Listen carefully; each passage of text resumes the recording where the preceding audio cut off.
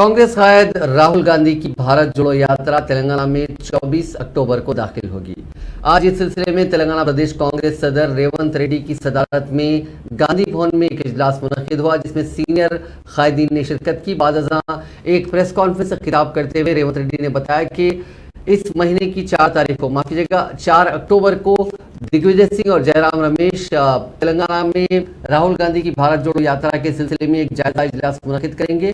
उन्होंने कहा कि 14 दिन की इस यात्रा में मुख्तलिफ उमूर पर राहुल गांधी बातचीत करेंगे।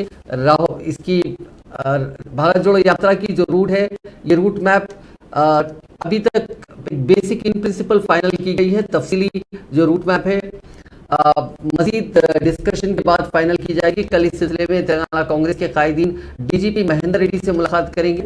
उन्होंने कहा कि एआईसीसी कायदीन और पुलिस वालों से बातचीत के बाद ही भारत जोड़ो यात्रा का रूट मैप तैयार किया जाएगा। కలుస్తున్న యాజమాన్యాలను మిమ్మల్ని కూడా ఈ కార్యక్రమంలో పూర్తిగా మీరు సహకరించాలి। దేశ ప్రయోజనాల దృష్ట్యా, సామాజిక బాధ్యత దృష్ట్యా మీ వైపు నుంచి సంపూర్ణమైన సహకారాన్ని కాంగ్రెస్ పార్టీ ఆశిస్తుంది। పార్టీలకు అతీతంగా ఈ పాదయాత్రలో పాల్గొనాల్సిందిగా కూడా మేము పిలుస్తున్నాం।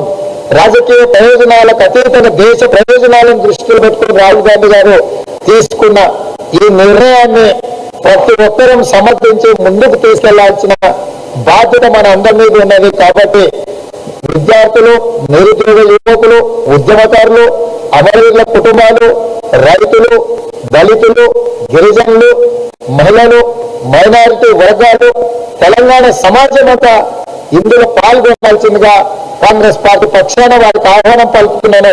మీరు రాజకీయంగా కాంగ్రెస్ పార్టీతో ఉన్నా లేకపోయినా పర్వాలేదు, కానీ దేశం భద్రత దృష్ట్యా